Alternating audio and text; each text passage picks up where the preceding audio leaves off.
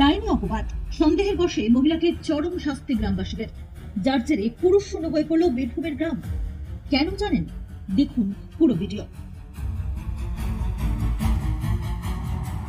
ডাইনি অপবাদে মারধর, প্রাণ খোয়ালো অসহায় মহিলা। শুক্রবার রাতে এমনই এক রোমহর্ষক ঘটনা ঘটল বীরভূমের ময়ূরেশ্বর থানার বেলিয়া আদিবাসী পাড়ায়।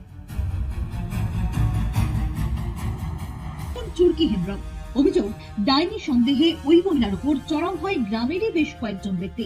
ব্যাপক মারধর করা হয় তাকে। তারপরই ঘটে এই হতবাক করা ঘটনা।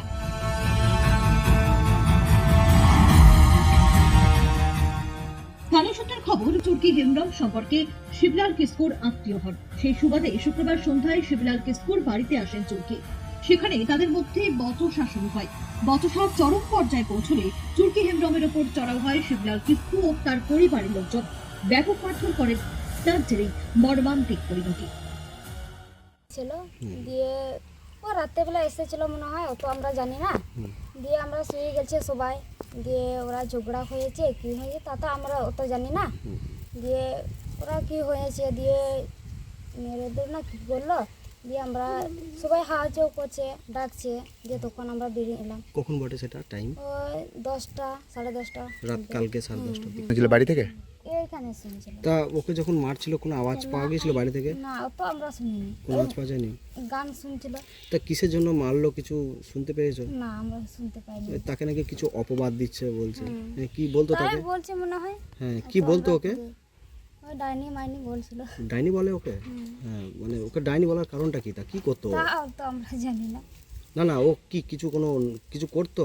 ভয় টয় দেখাতো নাকি ও কাউকে? অত আমরা জানি না, ভয় টয়। তো রাত্রেবেলা বেশি ওই বাড়ি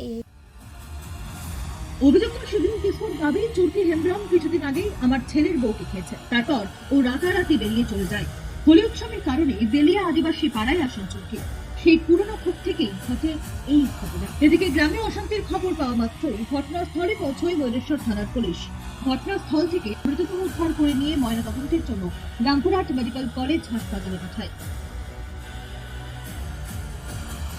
তদন্তের সাপেক্ষে গ্রামেরই আরো প্রায় 25 জনকে আটক করে পুলিশ, যার জেরে পুরো শূন্য হয়ে পড়ে ময়ূরেশ্বরের বেলিয়া গ্রাম।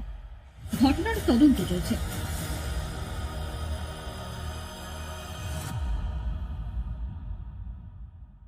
আরো লেটেস্ট খবরের আপডেট পেতে ফলো করুন রাতদিন.in।